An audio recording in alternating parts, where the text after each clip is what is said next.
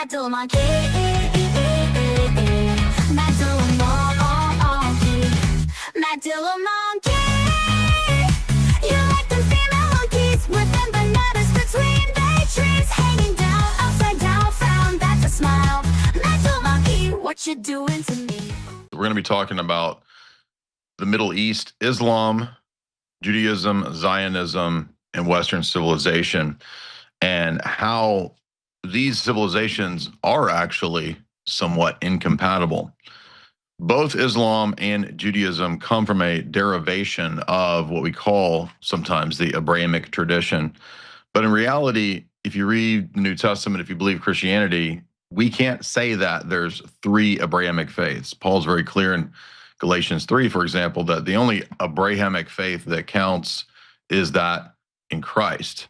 And so to be baptized into Christ makes you a son of God, makes you the true son of Abraham. Thus, it was never merely genetic descent that made a person a son of Abraham. Abraham himself was a convert. And also Islam, if you're aware of, for example, the Islamic Dilemma, which we've covered in the fourth hour in an entire segment, deals with the fact that the Quran says you can look to previous divine revelation in the Torah and in the Christian scriptures to confirm what the Quran, the new revelation, says centuries after the New Testament. The problem is that there are many, many, many places in scripture that totally contradict the claims of the Quran.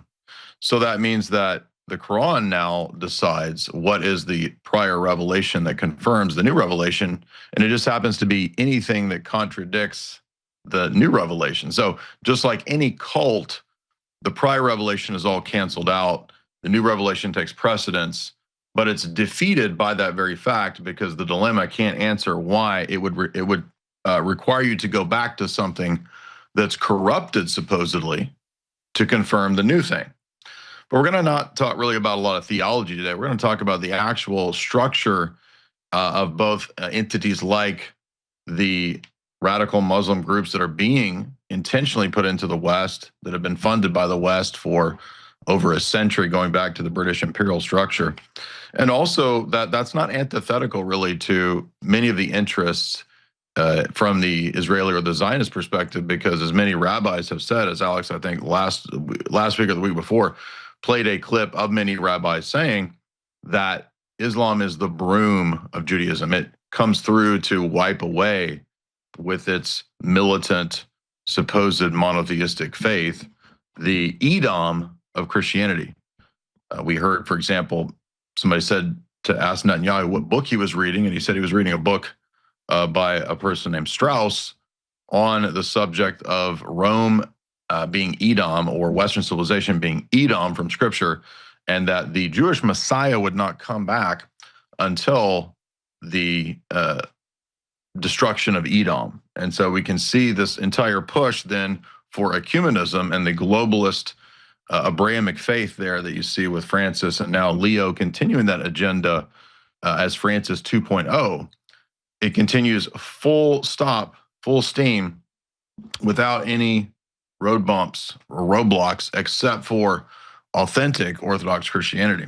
Let's talk about some of these radical groups and their history. And we're going to be going from an FBI consultant, an FBI informant, who wrote a couple really important texts that they don't necessarily lay out every detail or every angle, but they're good introductions to Islam, or you can apply the same principle to the Muslim Brotherhood or to Al-Qaeda.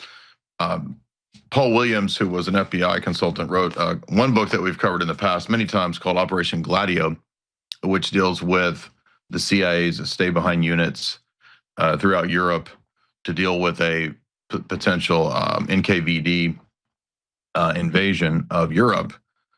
But he also wrote a book early on, right after the Big 9 event, after 9/11, called Al-Qaeda Brotherhood of Terror. And this was a really good introduction to the basics of Al-Qaeda ideology, its structure. And the reason we want to understand this is that this is the type of Islam that the West is behind and supports. It goes back to the British imperial structure of how to co-opt and utilize Wahhabism, radical Islam, for example, to control Mecca. At least that was the old British imperial design. to make this rabid form of Salafi Islam the counterbalance to the Ottomans as the Ottomans waned in power. And so the British Empire then came to the world stage after this period to kind of dominate. But they also had a really important role in running the drug trade. We've covered that in the past, so we're not going to talk about all that. But it's interesting to note that Al Qaeda also, as it rose to prominence in the 70s and 80s, out of the alliance between Zbigniew Brzezinski, Robert Gates, and others under Carter, to set up this counterbalance in Afghanistan against the Soviets. But that region, of course, is very important because of the control of opium and poppies. And that's part of the way that Al Qaeda began to get its power and to get its wealth. But of course, really, this dates back to a couple of characters that I'm sure you've heard of in the 80s. People like Ayman al-Zawahiri, who is a figure that worked together with others like bin Laden to fund and to train people at the base. The base was the headquarters in Afghanistan and Pakistan and Peshawar back in the 1980s for the training for what will become Al Qaeda. Al Qaeda, of course, then morphs into other entities like ISIS. And again, this is a specific type of controlled skeletal front group that recruits and embraces a kind of death cult ideology, which makes it very amenable as a proxy force. That's why it's so useful, not just to the West, to the CIA and British intelligence, but also to Israel. Israel has a history of openly saying and admitting that they support these types of groups, particularly more recently in regard to Timber Sycamore and the overthrow of Assad to bring in al-Nusra, and then to bring the former al-Nusra guy, Jolani, to New York to parade him around and to thank him. Now, there was a recent Representative Joe Wilson, for example, who was calling out the Orthodox Church as a giant operation of Putin, particularly the Russian Orthodox Church in America, which is absurd because the origins of the Russian Orthodox Church outside of Russia actually date back to the Cold War and people fleeing the persecution of the Bolsheviks, the KGB, and the NKVD. So it really doesn't make any sense to just blanket assume that everyone in the Russian Orthodox Church in the West, not just in America, but potentially throughout Europe, that they're all somehow agents of Putin, when there's nothing about an autocephalous independent church that requires it to submit to Putin. But again, this is the power structure's means by which it controls and tries to steer religion. We talk about this often on my channel, and we've talked about for many years. We've interviewed tons of people. There's a great article by Rachel Wilson on her Substack that goes into the history of NGOs, think tanks, and foundations trying to subvert Christianity and to turn it into a form of soft power. The doctrinal warfare program of the CIA throughout the 1950s, 60s, the Cold War, et cetera, which played a key role in helping to determine in what ways the Vatican II documents will go, particularly documents like Gaudium et Spes, which is the Vatican II document on political theory. It moves the church, that church, into a socialist Marxist direction. It argues for open borders, chain migration, de-armament, et cetera. All the types of leftist sort of Klaus Schwab ideology isn't just new with Francis or Leo. That kind of ideology, again, goes back to the acceptance at Vatican II of Gaudium et Spes as its official teaching, politically speaking. But to get back to the religious engineering and steering that goes on with these types of groups, and in particularly the case of Al-Qaeda, Al-Qaeda is a great test case because it's such an obvious, open and shut case for Western support, Western intelligence support and use for Islam. And this does not mean that I am saying Islam is good. So even though I think that there's a degree of real opposition between the West and, say, Iran, that doesn't mean I support a war with Iran or that I support or would defend Shia Neoplatonic ideology. It's just as crazy. It's just a weirder, kind of more obscure flavor of Islam with maybe a little bit more, say, above 80, 90 IQ, whereas the tendency of the sort of Al-Qaeda branch and flavor tends to be more so 90, 80, and under IQ. For example, Modern Day Debate recently hosted a pretty popular debate with Andrew Wilson and Daniel Hakikachu. As you probably may know, I've done 2 debates in the past with Daniel Hakikachu, one of which last year got millions of views. It was a very popular debate on Fresh and Fit. And then Daniel recently debated again with Andrew, but this time it wasn't about Islamic theology, it was about Islamic practice. And what we're beginning to notice is that people in America, people in the West are absolutely waking up. Unfortunately, it's partly due to millions of Islamic third world people being brought in. They're beginning to wake up to the realities of what this death cult really teaches. It actually teaches things like child brides, child marriage, total enslavement, weaponized deception until you gain power. That is actually in the Quran. It says that you can smile with your mouth and hate in your heart, is the actual text of the Quran when it talks about how to deceive those when you're in the minority. And Alex has mentioned this is absolutely true. 10 years ago, as I said before, I really studied Islam and debated these people. I didn't really think that. I thought, oh, well, Islam's just another monotheistic religion. It's not that crazy. It's just, it's being used as a patsy after 9/11, et cetera, et cetera. Well, I do think that Islam was to a degree used as a patsy after 9/11, but it doesn't make Islam or the religion true. So it's possible to hold both positions. You don't have to be an anti-Islamic neocon Christian dispensationalist or some sort of pro-trans Palestinian Hamas supporter, right? That's a false dialectic. I can reject both of those, just like I can reject Tony Soprano and his enemies. I don't have to choose between, Tony Soprano and the 5 families of New York. I can pick them, somebody else or something totally different and reject that paradigm.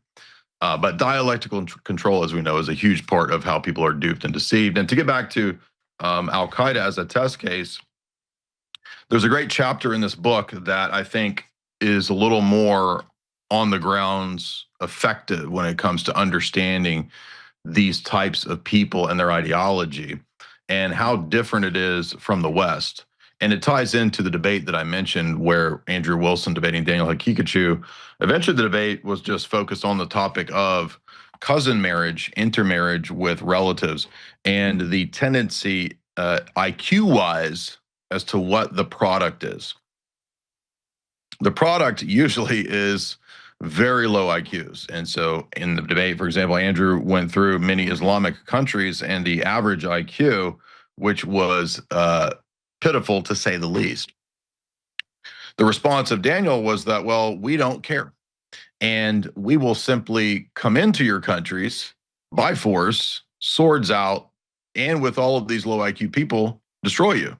So it was a very awesome mask off moment for the top Muslim apologists, especially in the last year since their online dawah apologetic has pretty much collapsed, to basically just be mask off now. And we've seen this with a lot of the pro-Indian influencers and importers with the open mask off, let's have infinity Indians coming into the West as well. They're all just becoming kind of mask off.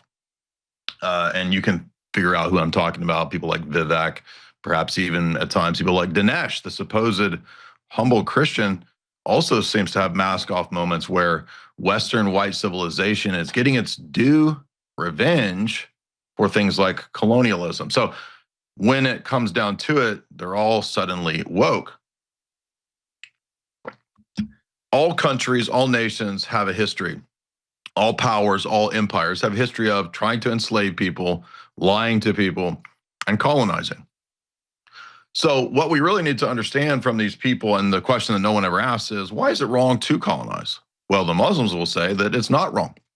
We have a mandate to colonize. In that case, you're going to have to refute the religion itself to show that it's wrong to colonize. But in the case of who you're debating, it needs to be clear that they got to give some account as to why that's wrong. The left is just always constantly blabbering on and whining, complaining about colonization and colonizers, but they can never tell you why anything is objectively morally wrong.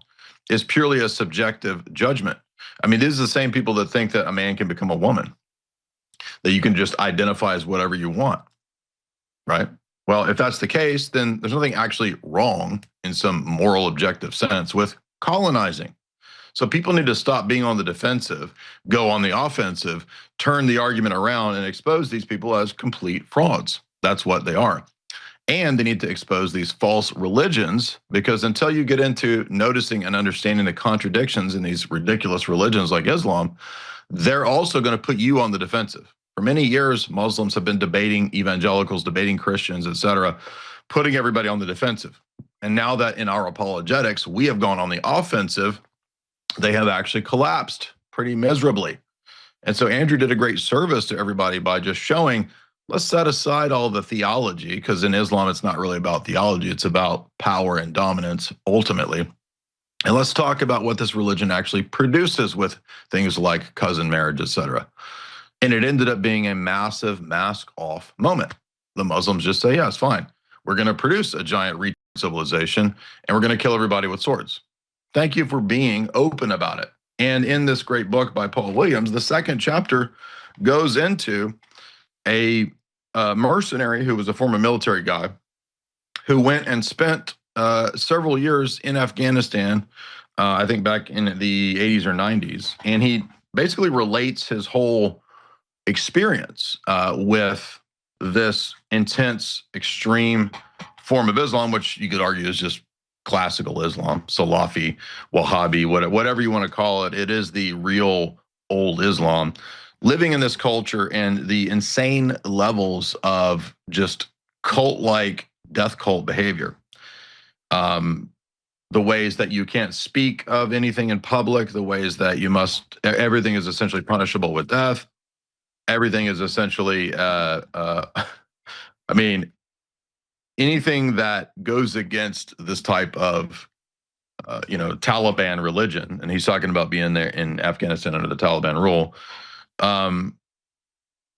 is basically like a cult. So the worst stories that you hear about, something like, Jim Jones or something like that, it's essentially the same type of structure and model as Jim Jones. For example, the former special ops mercenary guy says that he was told that you can never speak publicly to women or about women. You can never speak publicly about any kind of religion, especially not anything to do with Islam. You can never wear any significant religious symbol, such as a cross or the Star of David or anything outside of Islam. You must not squeeze hands or shake hands with any kind of Muslim civilian or cleric. You can never touch a member of Al Qaeda or any member of the or any of the imams. Muslims wash their butts and wipe their backsides with their left hand, and so you must never shake hands left-handed. You must never pass food with your left hand. You must never stand to urinate in the presence of any Al Qaeda or Taliban or imams. That is a sign of disrespect. Everyone must sit down to pee. I'm not joking. So, this is all just insane cult behavior. If you've studied cults, cults come up with absolutely insane, irrational rules to enforce obedience and behavior. That's the purpose of the rules. Control. Never blow your nose in the presence of anyone from the Taliban, Al Qaeda, etc. It is an insult. Never stand up to eat. Never take a picture. Never talk to a woman. Never look at a woman or in her direction. Not even to gaze at her. In fact, looking at a man for too long could signify that you're gay. So you must never drink alcohol. You must never point the soles of your feet at a host. It is a threat. So you understand it's just insane love. This is the type of extreme Western supported Islam that is used because it's a very effective death cult. Then in the book, Paul Williams goes into citing the history of the various imams and the mullahs that have supported and funded Al Qaeda. So you have a few billionaires, you have some Saudi money, et cetera, going into this. And I don't think it's accidental that Saudi money is also the billions of dollars that have gone into building all the mosques in America in the last, say, 20 years. This was detailed, for example, in Max Blumenthal's excellent book, most of which I agree with. Several sections I think are not very good towards the end, but at least the first 2/3 of the book are pretty good. But he goes into detail with Islamic funding of all the buildings of mosques and Islamic centers in the U.S. in the last 20 years, and it's tens of billions of dollars of Saudi money. So you understand this is happening by design, and it's not antithetical to to Israel or to Zionism either, because Netanyahu, for example, says, "Why don't you take all these Palestinians? Get them out of our country. Why don't you take them? Bring them into the U.S. Take them, put them somewhere else." So you understand it's a false dialectic, and there's no reason why. And the rabbis have become mask off as well. They're happy to see, as they openly say, total open borders in Europe and in the West to destroy Edom or Christianity. For them, it's a win because it eventually leads to the coming of their Mashiach, their false Messiah. The book goes on to discuss the strategies and techniques of Al-Qaeda, its tradecraft, how it works. And I think what was most interesting about these chapters was that it's very amenable to and very copy and paste from British intelligence and the CIA. Islam didn't really, these forms of Islam didn't really develop their own strategies because they're kind of low IQ. So what happened was you have the British intelligence earlier on, and then the CIA training a lot of these people, particularly in 1979 with Afghanistan and in terms of the Cold War, how to do counterintelligence and how to do these sorts of operations. And that's why it's so close to the style of guerrilla warfare that you see, for example, with the Phoenix program or with earlier CIA operations like Gladio. Both Douglas Valentine's book on the Phoenix program and the Paul Williams book on Gladio highlight the similarities between the terror training that went on with Gladio, the terror training that goes on with the Green Berets who were recruited into the Phoenix program, and the terror training and skills that Al-Qaeda happens to possess. I wonder why. Well, it's because it's the same people training them. That's why. On record, and you can read all these books to talk about it. But why would that be surprising when Islam itself is a copy and paste fraud religion? It literally copies and pastes from the Babylonian Talmud of the Jews, from Christian texts, from the Torah, and from Gnostic texts in the early centuries of Christianity.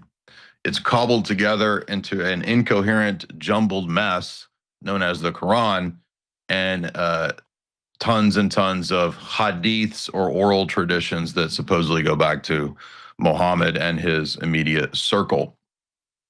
So this is a cult, and it's perfect for proxy war. We were talking about the history of Al-Qaeda as a test case of religious engineering and a tool, a weapon to destroy Western civilization, among many, and that's not antithetical to Israel or Zionism or rabbinical interests, because they see it as a means of destroying Edom, which they identify as Christianity in total and Western civilization. But really, Islam began as a warlord religion. It began as a process of Muhammad taking over various areas, such as Mecca, through his campaigns and fighting against both Jews and Christians. But initially, he thought that, and this is admitted by many Muslims that we've interviewed, and even by scholars and by Williams in the text, that Muhammad originally thought that he could have a true religion that would unite Muslims, Christians, and Jews. He thought it was the true Jerusalem, or the true monotheism, and that he could establish within originally a synagogue, a specific type of worship that was an early Judaized Talmudic blending of all three. So it actually begins as a Judaizing religion. And that explains, by the way, if you ever read the Quran, why within the first, I don't know, if you get into the first several chapters, first 10 or 12 chapters of the Quran, you start to notice these almost copy and paste arbitrary ceremonial commands, something like out of Leviticus or Numbers or Deuteronomy, just sort of all cobbled together about what you do and don't touch, etc. But there's no explanation for why. So it's almost like there's all these arbitrary washings and cleansings that Allah supposedly commands, but they have no purpose other than just simply Allah wills it. in Christianity, you have, for example, a purpose for all of those Levitical ceremonies and rules. They're types, they're foreshadowings of the work of the Messiah. So the baptisms, the washings of the Levitical law, for example, pre-signify Christian baptism. They're types pointing to the fulfillment of Christ's baptism. There's reasons why you don't, for example, eat unclean meats in the Old Testament, because it was supposed to be a pedagogical rule teaching people the morals of right and wrong action. So when the Messiah comes, that pedagogical rule is fulfilled. It's not, its purpose has been completed. And as Paul says to Timothy, there's no meats now that are unclean. That's all been fulfilled. But for Judaism, and by extension for the Judaized religion of Islam, those laws and ceremonies don't have any greater telos or purpose other than just simply that Allah wills them. They're arbitrary. But even the history of Islam, it's interesting that it went from an early pro-Judaic phase, as Williams notes, very, very early on in the 600s, to eventually when Muhammad realized that he couldn't get everybody on board, neither with the Jews nor the Christians, because his claim to be a prophet failed miserably because it was inconsistent with all the previously established means by which you identify a true prophet, namely that the new revelation has to be consistent with the old revelation. Well, Muhammad decided, okay, well then all the old revelation is corrupt, and now you'll submit or else you'll die. And so eventually he ends up in giant wars with Jewish groups, the Bani Qurayza, with whom the Muslims had a pact. Eventually they end up in a giant war with them. The prophet responded by ordering the execution of almost 1,000 Jewish men and putting the women and children into slavery. So you notice that this initial attempt to be BFF with Jews fails, and then he ends up in battles with Christians as well, some of which he wins and some of which he loses. But eventually, after raiding Mecca, the Quran turns into a more of a warfare-minded tractate. There's these phases within the Quran itself in terms of the life of the prophet, to where early on, oh, we're all people of the book. Oh, then it's like, nah, actually, we all need to just go to war. And the way that we know the Quran is true, he says, and this is mentioned by Williams, is also because it's just beautiful language. If you recite it, you'll see how pretty and beautiful and awesome it is. That's actually one of the arguments for why it's true. And you can see why this type of an argumentation tends to appeal to not very high IQ people. As Islam spreads and as the surahs get copied, turns out there are many versions of Islam in terms of the various Qurans that are out there. And after the death of Muhammad, individual surahs existed only in chaotic, incomplete conditions. Some are recorded on stone tablets, some on wood, some on bone and fragments of cloth. And then in 652, the third caliph, Uthman, orders the scattered text to be gathered together and edited. The language of the Quran is Arabic because Allah gave the message in Arabic, and thus Arabic exists in heaven and is the true heavenly language. So it is blasphemous to translate the 6,239 surahs into any other language. So Uthman burns all of the supposedly corrupted texts, but the problem is Uthman's not identified as a prophet. So how do we know that Uthman collected together the correct collection? Just like we might ask, somebody who's, say, a Protestant, how do you know that you have the right biblical canon, the right list of books? You could ask the same question to the Muslim. How do we know that the Quran actually has the right surahs all collected together? Because now we're just actually relying on the decision of the Caliph Uthman. And as far as I'm aware, if Uthman isn't a prophet, this becomes a very significant problem for Islam. Well, there's also, if you don't know, an eternal Quran that exists along with Allah in heaven. So, by the way, there's more than one eternal thing. So supposedly this is a Unitarian religion, but now there's multiple things that are eternal. The Quran, as it was penned by Allah, has been kept for aeons in heaven. It is the most sacred of all texts, the mother of books. And the people of Islam, which includes supposedly the Jews, the Old Testament, the Torah, and the Christians who have the Injil or the gospel given to Jesus, they actually think that the Injil is a book that kind of floated down from heaven to a scroll. They don't realize that the gospel is the name for a type of literature that records the teaching of Jesus by the apostles. They actually, and you can tell this is how like low IQ this was. They thought when they heard the gospel, whenever Muhammad heard this, because he was illiterate, he thought it was a book. But he didn't understand that for centuries Christians have been talking about the Gospels, which are recorded texts, but the gospel is not a book.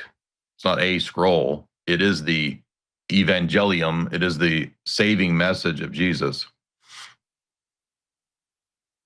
So Muhammad then presented himself as the final prophet of all the prior prophets.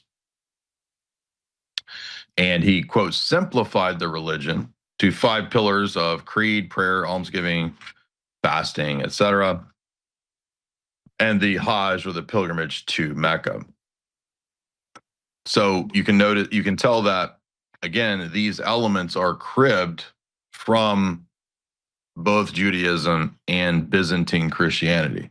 This is why Islam has onion domes that comes out of Byzantium. This is why you have the pilgrimage that you make to Jerusalem. If you're Jewish, that your Aliyah is Muhammad copies that and creates the pilgrimage to Mecca. You have principles of fasting that are ripped out of, so for example, the month of Ramadan. That's also directly borrowed from Talmudic practices of fasting and so forth. So even the washings, the ritual washings, the wudu, that's all directly from the Old Testament. And there's really no purpose to these things other than that Allah demands it. So the third caliph, as we said, Uthman, under his rule, conquest continued into Libya and the West and the Indian subcontinent. But the caliph created dissension when he appointed his Umayyad kinsmen to enter every key political position. There were complaints about nepotism and corruption throughout the Muslim empire, and in 656, Egyptian Muslims stormed the imperial palace and killed Uthman as he sat reading his Quran. After Uthman's murder, Ali became the 4th caliph, and his appointment was opposed by 2 factions. So immediately this warlord religion fell into warring battles, and this is where we begin to get the rise of the Shia Muslims, who have a completely different idea of, basically they kind of believe in a papal infallibility for their descendants. And so you get Sunni, Shia, and then the mystical variant known as Sufi Islam, much of which is considered to be heterodox, although there are a lot of parallels between Shia and Sufi due to them both explicitly adopting Neoplatonism. And that's not me, that's actually directly from Harvard Islamic scholars that we've done shows, podcasts, and debates with. So you can tell that whether it's Shia or whether it's Sunni, Islam is in many ways very much a copy-paste job, even to the point of, as we said, with Shia Islam, their infallible Muslim succession of their imams is almost exactly like what the papacy has. It's pretty clearly a copy paste, and that's what you get in most cults, right? Cults will copy paste from the authentic, real religion. Eventually, though, what happened is that as Islam kind of had its golden age, and this is from Islamic scholars themselves, this golden age began to wane as the Ottoman Empire collapsed and died. And Islam has been in what they've called a kind of sleep phase, a downward trend, believe it or not, even though there is a population boom of Islamic countries. The religion itself, in terms of global power, is on a many centuries decline, even after Byzantium fell.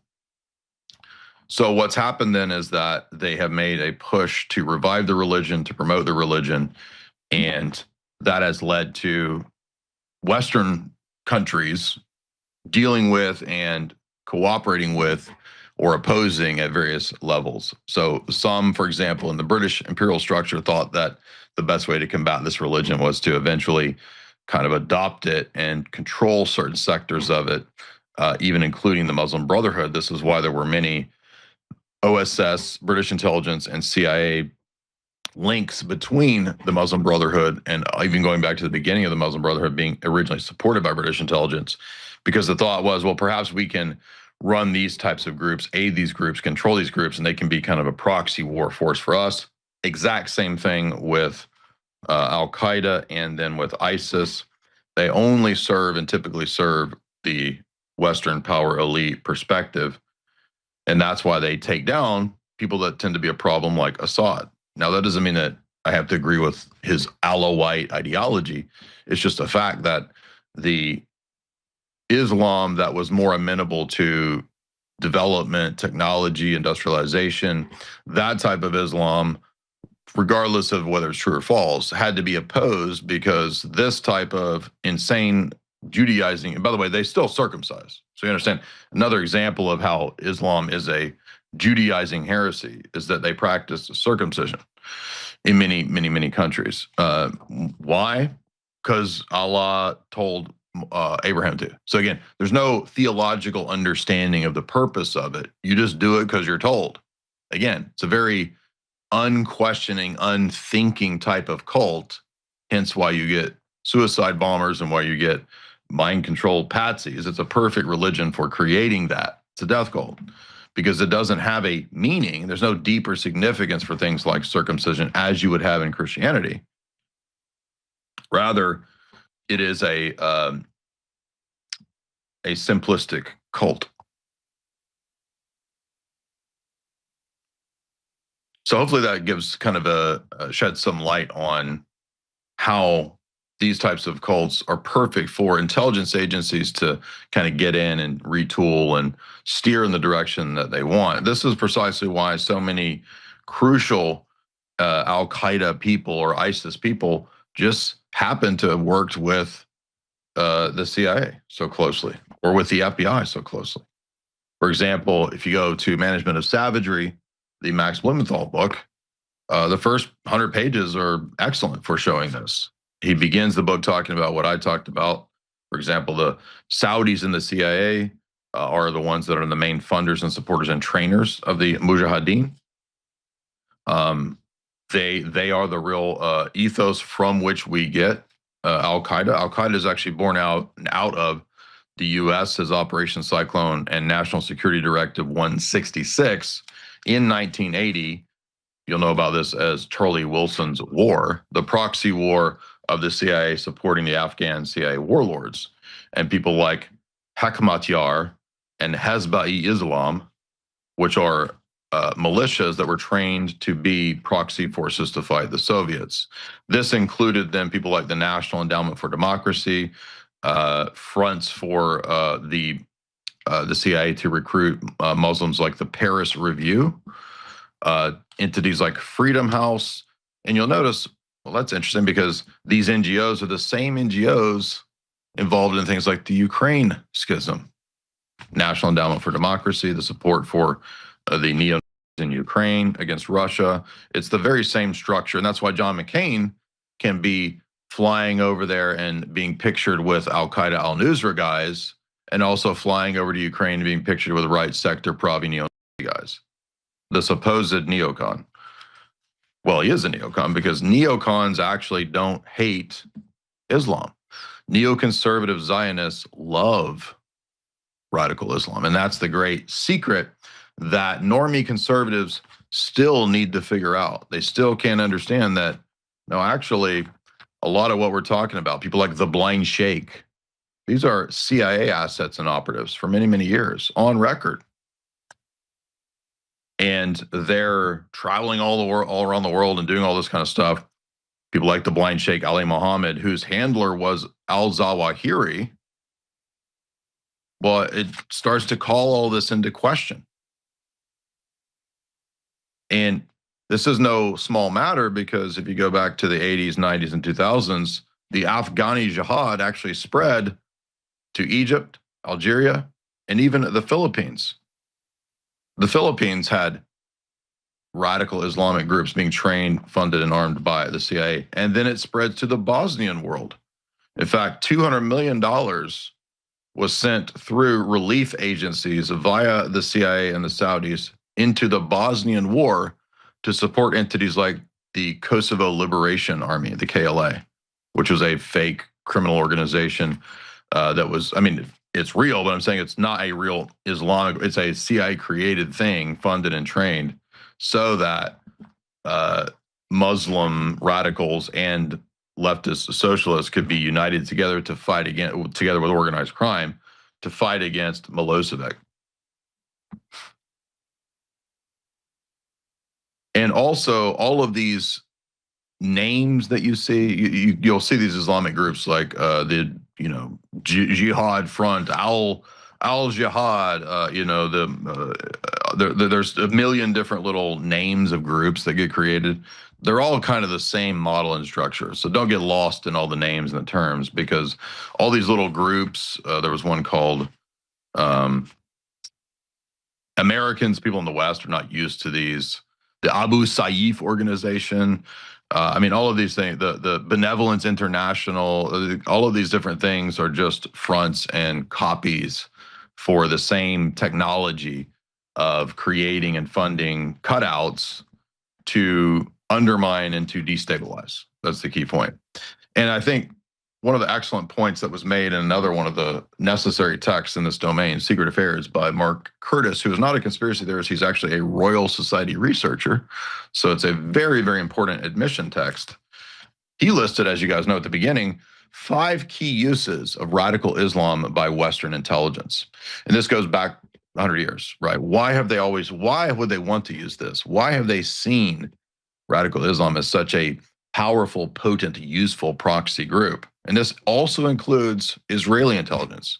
Remember, Victor Ostrovsky wrote 2 books, one of which is, by way of deception, his first suppressed book on the history of the inner workings of the Mossad from his own time there. And then the next book that he wrote, The Other Side of Deception, which explicitly in 3 or 4 different places mentions how Israel and the Mossad have always funded and supported Muslim Brotherhood and things like ISIS and Al-Qaeda.